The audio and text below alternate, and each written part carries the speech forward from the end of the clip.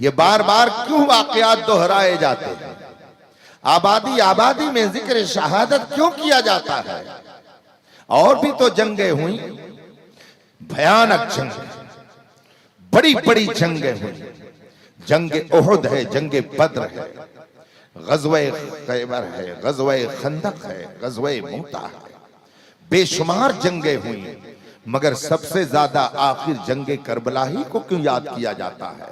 ताकि आपको हमेशा ये सबक सुनाया जाए कि और जो जंगें हुई थी उनमें एक तरफ कलमा पढ़ने वाले थे और एक तरफ कलमा का इनकार करने वाले थे। जंगे उहुद में एक तरफ मुसलमान थे और दूसरी तरफ काफिरून और मुशरिकीन थे। जंगे उहुद में एक तरफ कलमा पढ़ने वाले साहिब ईमान थे और दूसरी तरफ कलमा का इनकार करने वाले थे। बेशुमार जंगों का यही हाल, मगर इस जंग का नक्शा कुछ अजीब था कि इधर भी कलमा पढ़ने वाले थे और उधर भी कलमा पढ़ने वाले, इधर भी नमाज पढ़ने वाले और उधर भी नमाज पढ़ने वाले, इधर भी अजान देने वाले उधर भी अजान देने वाले। ये मैदान करबला का नक्शा था। इस वाक़े को उलमा इसलिए ज्यादा बयान करते हैं ताकि आप भी समझ जाओ कि अगर 1400 साल पहले मैदान करबला में दोनों तरफ कलमा पढ़ने वाले थे मगर एक सच्चा था एक गलत था, तो अगर आज भी तुम्हें हर तरफ कलमा पढ़ने वाले नजर आए तो ये मत समझ लेना कि सब सच्चे हैं। चमकता जो नजर आए वो सब सोना नहीं होता। अगर दुनिया में रहना है तो कुछ पहचान। नारे तकबीर, जोर से बोले हाथ उठाकर, नारे रिसालत, मसलके आला हजरत, जिक्र इमाम हुसैन, जिक्र शहीदाने करबला, हुजूर ताजुल फुक़हा। ये वाकया बार बार इसीलिए दोहराया जाता है कि बहुत सारे लोग तुम्हारे बीच कलमा पढ़ने वाले रहेंगे, मगर हर कलमा पढ़ने वाले को हुसैनी मत समझ लेना। इसलिए कि न जाने कितने ऐसे तुमको मिलेंगे कि जो आले रसूल के गुस्ताख होंगे और न जाने कितने ऐसे मिलेंगे कि जो खुद रसूल पाक के गुस्ताख होंगे। अगर आले रसूल के ऊपर जुल्म करने वालों को नहीं बर्दाश्त किया जा सकता तो जो रसूल पाक की तौहीन करे उसे भी कभी बर्दाश्त नहीं। अरे नारा मजमा से भी तो लगाइए जरा, बोलिए बोलिए। वाह वाह वाह वाह वाह, क्या खिताब हो रहा है, सुभान अल्लाह। बहुत दिनों के बाद इस इलाके में ऐसा इल्मी खिताब हो रहा है, चंपारण की सरजमीन पर। वाह वाह वाह वाह वाह वाह। आले रसूल की शान में शरारतें किया यजीदियों ने, तो हम अपनी आबादी आबादी में उसकी शरारतों का जिक्र करते हैं और हुसैन की इस्तिकामत का जिक्र करते हैं। तो आज भी अगर कोई आपके दरमियान यजीदियत का लिबादा ओढ़कर आए, अगरचे वो कलमा पढ़ता हो, अगरचे वो अजान देता हो, अगरचे वो नमाज पढ़ता हो, वो सब कुछ हो सकता है मगर वो हमारा कभी नहीं हो सकता है। अभी चंद साल पेशतर, अब तो उसको सजा अपने किए की मिल रही है।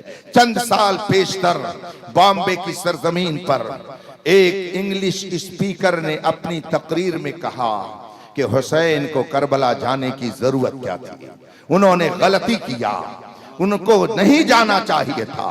और यहां तक उसने कहा कि यजीद अमीरुल मोमिनीन था, यजीद खलीफतुल मुस्लिमीन था। बल्कि मैंने आज से तकरीबन 15 साल पहले मदरसा शाही मुरादाबाद के एक मुफ्ती का फतवा पढ़ा जिसमें उसने लिखा था कि यजीद के नाम तो इसाले सवाब भी करना चाहिए। मैं उस वक्त जब उस फतवे को पढ़ा तो हैरत में पड़ गया कि जो लोग गौसे आजम की फातिहे को नाजायज कहते हैं, ख्वाजा गरीब नवाज की फातिहे को नाजायज कहते हैं, 11वीं और 6वीं को मनाना जिनके नजदीक बुरा है, वो कैसे यजीद के इसाले सवाब के लिए फतवा दे रहे हैं। लेकिन बात समझ में फिर आई कि हर एक अपने बड़े की बड़ाई करता है, हर एक अपने बड़ों के साथ रहने की कोशिश करता है। अल्हम्दुलिल्लाह हम इमाम हुसैन के गुलाम हैं तो उनकी सभी लगाते हैं, और जो यजीद के गुलाम है वो उसके लिए महफिल मुनाक़िब करते हैं।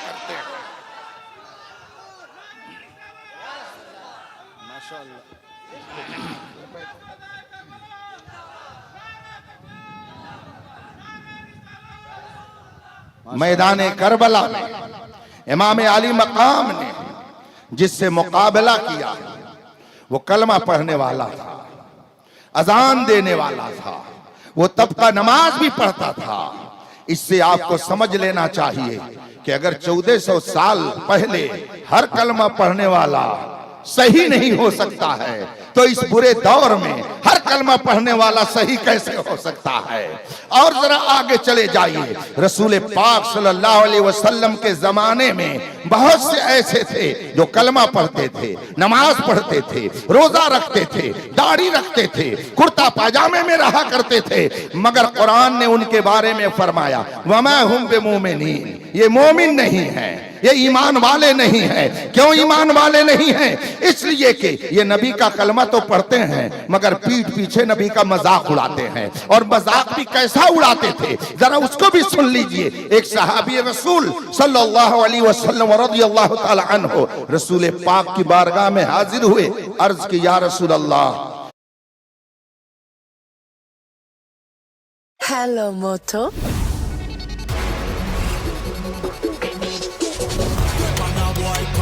रसूल अल्लाह, मेरी ऊंटनी गुम हो गई है, मैंने बहुत तलाश किया मगर वो ऊंटनी मिल नहीं रही है। मेरे आका सल्लल्लाहु अलैहि वसल्लम ने ये नहीं फरमाया क्या मैं ऊंटों की निगरानी करने वाला हूं क्या, मैं तुम्हारे ऊंटों को देखने वाला हूं क्या, मैं तो मदीने में बैठा हूं, तुम्हारी ऊंटनी कहां गुम हुई है मुझे क्या पता है। रसूल पाक ने ये नहीं फरमाया बल्कि इरशाद फरमाया तुम्हारी ऊंटनी फला पहाड़ी के पीछे है, वहां जाओ तुम्हें वो ऊंटनी मिल जाएगी।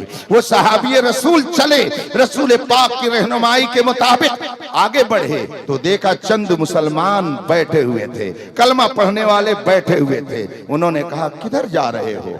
कहा ऐसा ऐसा मामला है, रसूल पाक ने मेरी ऊंटनी की निशानदेही की है कि फला पहाड़ी के पीछे ऊंटनी है, वहां से ले लो, मैं उसी को लेने जा रहा हूं। उन चंद लोगों ने कहा तुम भी अजीब आदमी हो, नबी को गैब की क्या खबर, नबी को पीठ पीछे की क्या खबर, वो तो मदीने में बैठे हैं, उन्हें गैब की क्या खबर है। तुम उनके कहे पर ऊंटनी तलाशने के लिए उधर चले गए, मगर वो सहाबी थे, कोई बदअकीदा नहीं थे, उनका अकीदा नबी पर था। वो जानते थे कि जो नबी होता है वो गुज़श्ता भी इल्म रखता, आने वाली चीजों का भी इल्म रखता है। उन्होंने उन चंद लोगों की बात नहीं सुनी और गए। रसूल पाक ने जिस तरह से फरमाया था ऊंटनी उसी तरह से मिली, उसे लेकर आए, घर पे बात दिया, नबी की बारगाह में पहुंचे, अर्ज की या रसूल अल्लाह मैं जा रहा था, फला फला ने ऐसी ऐसी बातें कही और कहा नबी को कहां से इल्म गैब आ गया, तुम वो मदीने में बैठे थे, तुमने उनके कहने पर ऊंटनी तलाशने के लिए उधर ही का रुख कर लिया। या रसूल अल्लाह फला फला ने ऐसा कहा है। रसूल पाक ने फरमाया उनको बुलाया जाए, चुनांचे वो बुलाए गए। अल्लाह के रसूल ने उनसे पूछा क्या तुम लोगों ने ऐसा ऐसा कहा है? अब उन्होंने बात बनानी शुरू कर दी और कहा या रसूल अल्लाह हमने तो मजाक के तौर पर कहा था, हमारा कोई ऐसा अकीदा नहीं था, हमने मजाक में इनसे कह दिया था, हमें क्या पता था कि ये आपके पास आकर शिकायत कर देंगे। अभी गुफ्तगू हुई, हजरत जिब्रील कुरान की आयत लेकर नाजिल हुए जिसमें फरमाया गया कुल अबिल्लाहि व आयातिही व रसूली कुंतुम तस्तहज़िऊन ला तअतज़िरू क़द कफ़रतुम बअद ईमानिकुम। ऐ मुस्तफा इनसे कह दो क्या मजाक करने के लिए अल्लाह और रसूल की आयतें रह गई हैं? क्या मजाक करने के लिए अल्लाह और उसके रसूल की आयत और उसके कुरान की आयतें, उसकी किताब और रसूल रह गए हैं? ला तअतज़िरू, बहाने न बनाओ, उज़्र मत करो, बेजा तावील मत करो। क़द कफ़रतुम बअद ईमानिकुम, रहे होगे तुम पहले मुसलमान मगर तुमने नबी के इल्म गैब पर नुक्ताचीनी की। क़द कफ़रतुम, तुम सब के सब दायरे इस्लाम से बाहर। इससे मतलब मालूम हो गया कि जिसने नबी के इल्म गैब पर नुक्ताचीनी की, आज जो नबी के गैब पर नुक्ताचीनी करे उसका रिश्ता हुसैन से नहीं है, उसका रिश्ता उसी जमात से है जो कल नबी के इल्म पर नुक्ताचीनी करता था। इसलिए ये समझ जाना चाहिए कि जो नबी के इल्म गैब का इनकार करे वो मुनाफिकों की जमात से है और जो ये कहे और कोई गैब क्या, तुमसे नेहा हो भला जब ना खुदा ही छुपा तुम पे करो। जो ये पैगाम पहुंचाए वो